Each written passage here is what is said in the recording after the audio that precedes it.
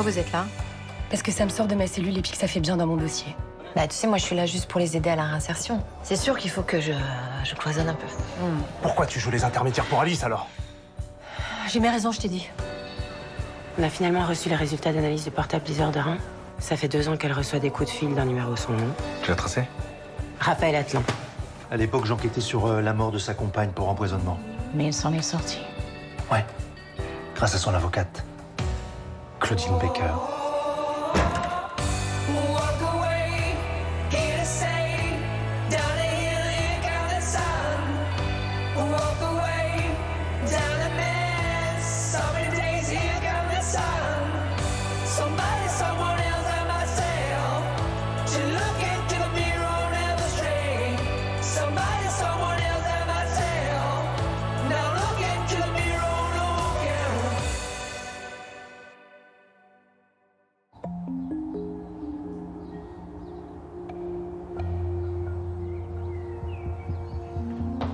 Tu peux arrêter de t'acharner contre mon client?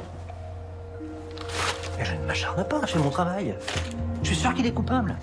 Mais vous n'avez pas le début d'un commencement d'une preuve. Oui, mais on en aura, j'en suis sûr. Et moi, je suis certaine que non. Et ben moi, je suis certain que si Atlan t'a choisi, c'est pas par hasard. Mais arrête avec cette parano. C'est pas de la parano. T'es marié à un des flics qui travaille sur cette enquête. Et alors? Il a très bien pu me choisir parce qu'il me trouvait talentueuse. Mais t'es d'un machisme. Mais c'est pas du machisme, enfin. Je suis le premier à reconnaître tes qualités professionnelles. Simplement, je te rappelle qu'il y a plein de très bons avocats à Montpellier. Oui, mais Atlan n'a aucune stratégie dans sa tête. Donc, soit t'es machiste, soit t'es parano. Remarque, les deux sont également possibles. Tu sais quoi, arrêtons cette discussion. D'ailleurs, je te rappelle qu'on n'est pas censé parler tous les deux des affaires sur lesquelles on travaille. Ok. Mais je maintiens. Tu te plantes.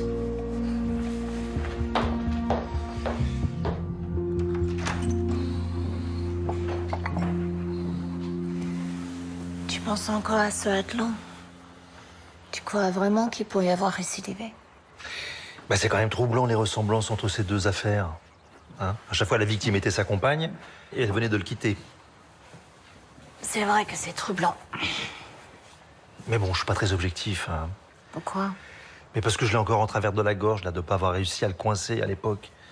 Alors forcément, ça perturbe mon jugement. 25 ans après, t'es toujours convaincu qu'il était coupable? Certain. Mais bon, Claudine a réussi à le faire innocenter. Elle n'a fait que son travail. Non. Non. Permettre à un assassin d'échapper à la justice alors qu'il est coupable, c'est pas faire son travail, ça. Dis donc, ça n'a pas dû être simple entre vous après ça. Hein. Comment vous avez réussi à gérer? Bah, pas très bien. Mal. C'est la cause de votre divorce? Non, enfin, ça a pas aidé. Bon, il faut que j'y aille.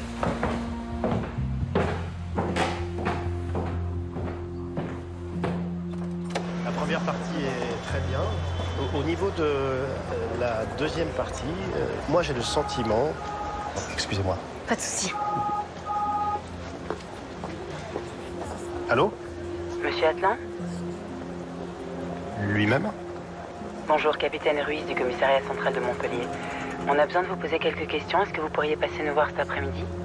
Bien sûr, c'est au sujet de la mort de ma jeune collègue Isorderin. Ici, toute la faculté est dévastée. C'est terrible. Terrible. Elle t'a invité à dîner juste pour te demander d'être le parrain de Thomas. Heureusement que tu m'as prévenu, au moins ça m'a permis de me préparer. T'as réussi à lui dire que t'étais pas chaud? Bah, j'ai fait comme j'ai pu, je lui ai dit que c'était une trop grosse responsabilité pour moi, que c'était un peu compliqué. Tu l'as convaincu? Malheureusement, non. Mais à ses yeux, j'ai aucune bonne raison de dire non. Et moi de refuser, c'est bien ça le problème. Oui, mais dans tous les cas, il va falloir trouver une solution parce qu'elle va forcément revenir à la charge. Elle y tient, ça se voit. Puis tu sais qu'elle pense que t'es d'accord. J'ai jamais dit ça. Bah, t'as pas dit que t'étais pas d'accord non plus. De toute façon, elle exagère, c'est à moi de choisir le parrain de mon fils. Voilà, on n'a qu'à faire ça. Tu lui dis que tu prends mal le fait qu'elle veuille choisir à ta place, et c'est réglé. Non, j'ai pas envie de m'embrouiller avec elle.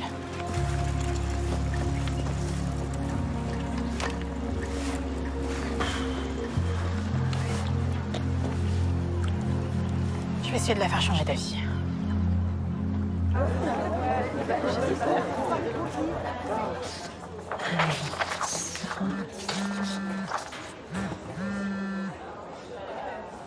Ouais, Muriel, bonjour. Oui, Eve, je t'appelle parce que j'ai vu Charles et on a parlé de cette histoire de devenir le parrain de Thomas. Oui, et t'as réussi à le convaincre alors? Non, il est un peu braqué. Je pense que ce serait mieux si on laissait tomber. Bah non, laissez tomber, pourquoi? Ce serait dommage. Oui, mais il est fragile en ce moment. Il voit ça comme une responsabilité plus qu'autre chose.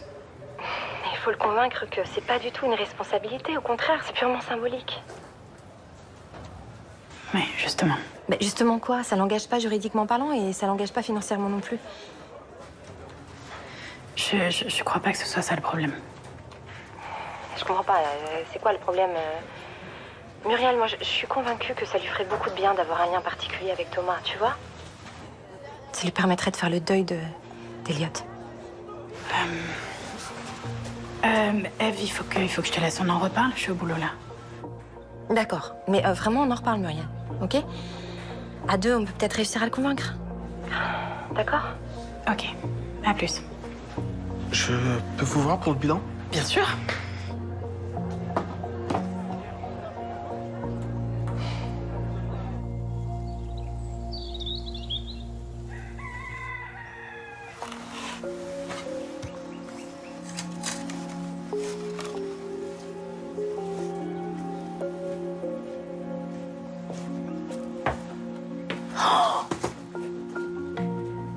Ah mais cette surprise! Il est vivant! Je peux toucher? Oh là là! J'ai vraiment cru que t'avais disparu, moi. Je suis désolé, j'ai pas répondu à tes derniers messages. Ça devient presque une habitude. Écoute, si tu veux, je dois encore m'occuper d'une chèvre, mais si t'as un petit peu de temps, on peut passer un moment ensemble. Mais comme tu vois, je suis très très occupée, là.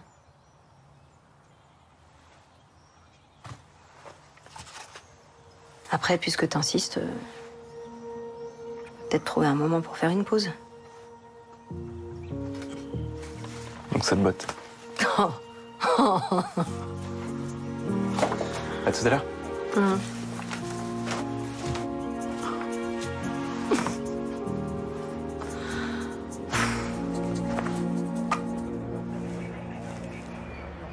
Je connais Raphaël Atlan. Enfin, de réputation, hein. J'ai pas suivi ses cours d'histoire à la fac, mais je sais que c'est l'un des plus grands spécialistes de la Ve République. Outre son boulot de prof, il a publié plusieurs livres, il participe à énormément de conférences, c'est une pointure. Enfin, pointure ou pas, Becker est convaincu de sa culpabilité depuis 25 ans dans le meurtre de Maud Serra. Bah, j'imagine qu'il les soupçonne aujourd'hui d'avoir tué Isor de Rhin. La Suisse prononce pas. Si c'était bien lui l'ex-amant, c'est quand même très troublant qu'il se retrouve mêlé à deux affaires criminelles similaires à 25 ans d'écart. En tout cas, il avait pas l'air surpris que je l'appelle. Il s'y attendait visiblement. Bah alors, pourquoi il n'a pas répondu à l'appel à témoins? Bah, d'après lui, c'est parce qu'il était pas là à ce moment-là, il était dans les Cévennes. Il a une résidence secondaire où il travaille sur son prochain livre. Ah oui, donc il n'y a pas internet dans les Cévennes. Il s'est peut-être coupé du monde pour écrire son bouquin. On en saura plus cet après-midi quand on l'aura vu. Bon, en tout cas, vous m'appelez, hein. Dès que vous avez fini son audition, vous me faites part de vos impressions, ok? Ouais, oui, évidemment. Allez, à tout à l'heure. Ouais.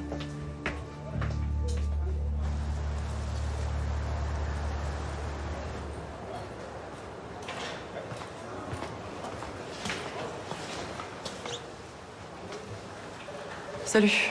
Salut. Merci d'avoir accepté de me voir. Je suppose que t'as entendu parler du fait que j'ai été mis en garde à vue pour une histoire de meurtre. J'ai vu ça, ouais. Alors je sais que ça va sûrement te paraître très con, mais j'avais besoin de te dire en face que je suis innocent. Dis-moi que tu me crois. Que je te crois ou que je te crois pas, ça te regarde pas en fait. Et je vois pas très bien ce que ça changerait là. Tout. Je t'assure que ça change tout. J'ai besoin que tu me crois. Ah. Tu sais, après tout ce que tu m'as fait là, je trouve ça un peu fou que tu viennes chercher un soutien psychologique ici. Paloma, je te demande pas tout Laisse ça. tomber, c'était une mauvaise idée.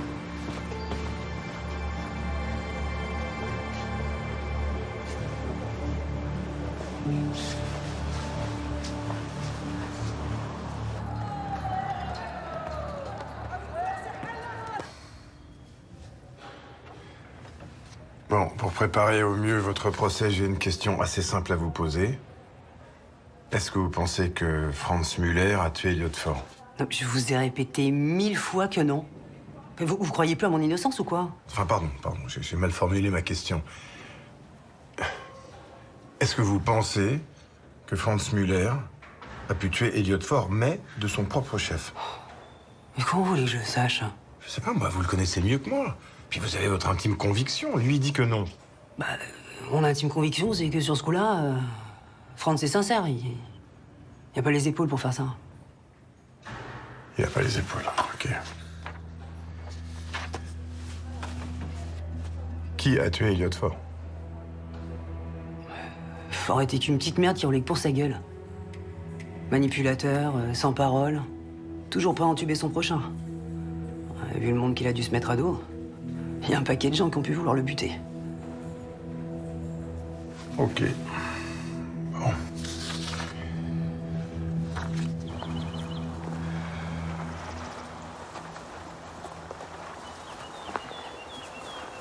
Tu sais, ton énergie, je la ressens. Hein. Et c'est lourd, donc dis-moi ce qui va pas. Non, mais... c'est juste la mère d'Elliot, elle est très envahissante. Et je sais pas comment m'en défaire. Ça commence à me peser, tu vois. Peut-être qu'elle fait un transfert. Et bah, ce serait bien qu'elle comprenne que je suis pas la bonne personne pour ça et que je vais pas le remplacer. Puis elle est là, elle est tout le temps autour. Moi, ça m'oppresse. Ça me tend. Ça m'empêche de passer à autre chose. Tu peux pas lui dire ça? J'aimerais bien. T'as peur que ça lui fasse de la peine? Exactement. Ouais, je comprends, c'est délicat comme situation.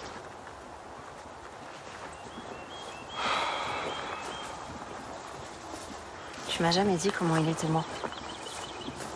Après, t'as peut-être pas envie d'en parler, et je comprendrais. Enfin, je veux pas être intrusive, c'est... Non, c'est ok, c'est ok. Il a été assassiné.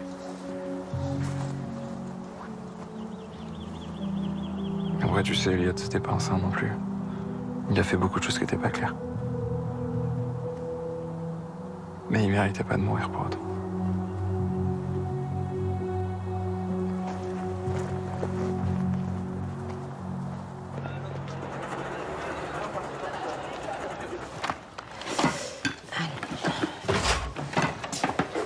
Bah, tu t'en vas? Ouais, pourquoi? Je voulais te proposer d'aller boire un verre. T'as le temps? Bah non, Sabine, tu sais, je t'ai dit hier, je vais te donner un cours à la prison. Là. Ah oui, pardon, c'est vrai que je l'avais oublié. Ouais. C'est pas grave. Mais ça va, c'est pas trop fatigant quand même, tous ces allers-retours? Oh si, c'est un petit peu crevant, mais écoute, je suis tellement contente d'aider ces femmes, franchement. Pardon, hein, excuse-moi si je mets les pieds dans le plat, mais je vais être honnête, en fait, j'y réfléchissais et rassure-moi, t'es pas en train de te noyer dans une espèce d'hyperactivité pour tenir? Non. T'es inquiète? Ouais, je suis un petit peu inquiète, j'avoue. Bah non, faut pas t'inquiéter, Sabine, tout va bien. C'est un petit peu dur physiquement, mais psychologiquement, ça me fait du bien, quoi. J'en ai besoin.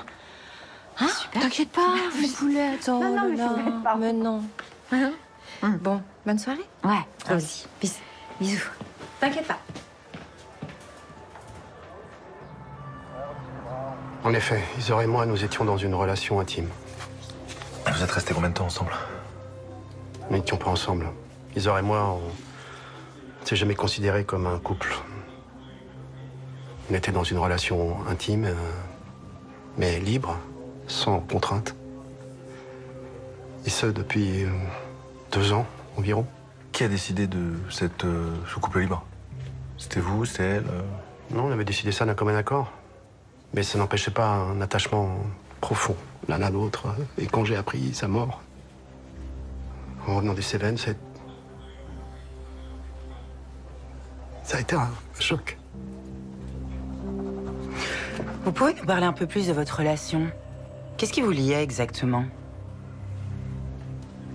On avait une belle complicité. une grande admiration l'un pour l'autre. Isor était une femme brillante. Vous étiez amoureux d'elle? L'amour suppose une forme d'appropriation, un besoin de posséder que nous refusions l'un comme l'autre. Non, ce qui nous liait, Isor et moi, relevait d'une entente lucide, d'un partage, sans emprise. Donc elle a dû partager avec vous sa rencontre avec Jérémy Loubet? Absolument. Et sans rentrer dans les détails, elle préférait cloisonner. Mais moi, je respectais ça. Et quand elle a mis fin à votre relation pour lui, comment est-ce que vous avez réagi? Ah non, on n'a pas mis fin à notre relation, non. Pourquoi vous dites ça? Non, elle m'a simplement dit qu'elle voulait prendre un peu de distance, voilà ce que j'ai accepté. Et on a donc continué à se voir, mais moins souvent. Voilà tout. Bon, c'est pas banal tout ça. Ça faisait partie de notre accord, chacun faisait ce qu'il voulait. Et l'autre n'avait pas à poser de questions. Et elle ne vous parlait jamais de Jérémy Loubet? Non. Mais elle est revenue vers moi. Récemment. Et je sais pas, j'ai eu l'impression qu'elle n'était pas vraiment heureuse. Mais qu'est-ce qui vous fait dire ça, puisqu'elle ne vous parlait jamais de lui? Non, mais je vous l'ai dit, c'était juste une impression. Et je la connaissais assez pour le percevoir. Et pourquoi vous me parlez de cet homme? Vous pensez vraiment que c'est lui qui a tué Isor? On pense rien du tout, on est au début de l'enquête là. Si c'est lui, je m'en voudrais toute ma vie de ne pas avoir su la protéger.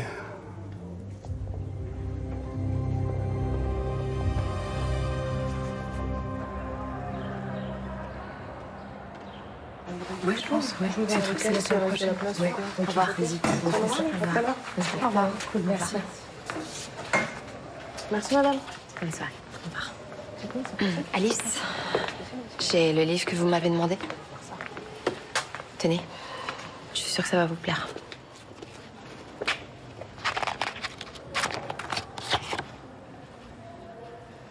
Merci.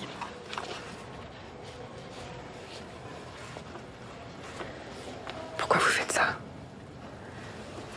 Pourquoi vous prenez des risques comme ça pour moi? Parce que j'ai quelque chose à vous demander en échange. Vous pensez bien que je vais pas ça gratuitement. Vous attendez quoi? Votre cellule. Elle est dans le même quartier que celle de Nathalie Jiménez. Oui. Et alors? J'ai besoin que vous la surveilliez pour moi. Pourquoi? Bon, Lombard, vous faites quoi, là? Parce qu'elle a tué mon fils.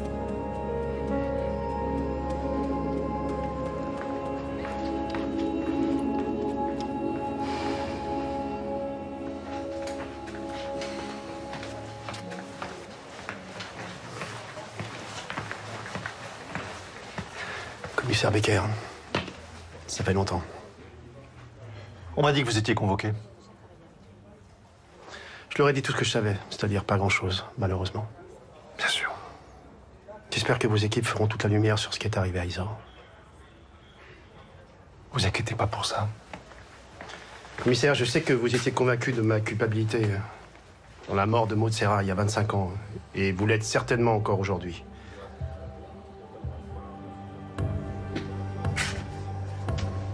Je n'ai pas tué Isor. C'était une femme brillante que j'estimais beaucoup. Sa mort est une perte immense. Je compte sur vous pour retrouver son meurtrier.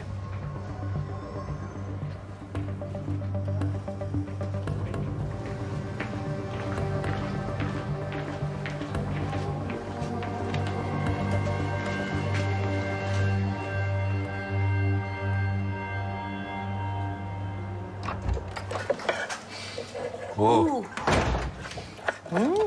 Dis donc, ça sent bon par ici. Ah, ma chérie. Qu'est-ce que tu nous prépares de beau? Tortilla. Oh, mon cœur, merci. Oh, je l'adore, ta tortilla. Ouais, En plus, j'ai très faim, j'ai pas déjeuné à midi. Eh ben, tu Elle est vois, belle, regarde. hein? Oh, elle est belle. Ouais, et Par très contre, jolie. je peux te prendre une petite là? Ouais, mais un petit bout, parce que regarde, il m'en reste deux. Bah, Après, un je, petit bout, alors. je Hop, prépare une petite tapenade. Raconte. Bah écoute, je suis un petit peu crevée, mais j'ai passé une bonne journée, je suis contente. Raconte. Tu te souviens la détenue dont je t'ai parlé? Ouais. Je crois que je progresse avec elle. super. J'ai gagné sa confiance. Tu m'impressionnes. Hein. Oh. Ouais, vraiment, t'as réussi à t'adapter et tout, ça devait pas être simple. Bravo, ma chérie. Comme quoi, avec la patience. Allez, va t'installer, mets-toi à l'aise, je t'emmène tout ça. Ça marche, merci.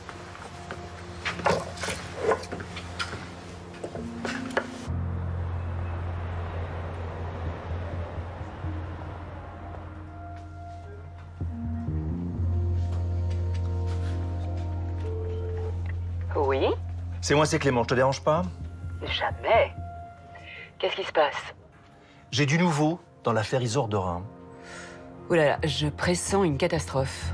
Pourquoi? Vous avez des éléments nouveaux contre Jérémy? Non, non, non, au contraire, on a un nouveau suspect.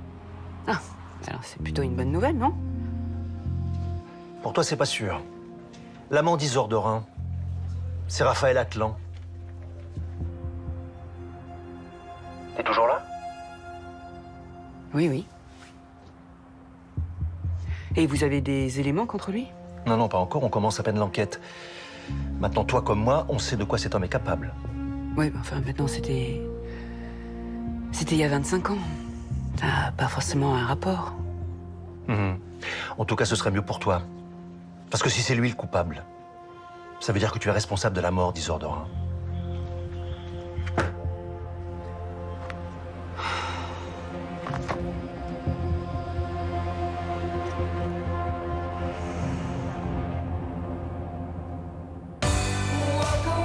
On pourrait pas juste repasser le DS, Nora et moi? Bon, écoutez, ça apprend de vous la laisser, hein. Tu sais repérer les étudiants les plus prometteurs. Et je les oublie jamais. C'est hors de question que je rate notre sortie, hein, j'ai trop hâte. Ah ouais, donc t'emploies les grands moyens, quoi. Pourquoi tu en veux à Claudine à ce point? Il faut que j'y aille, là.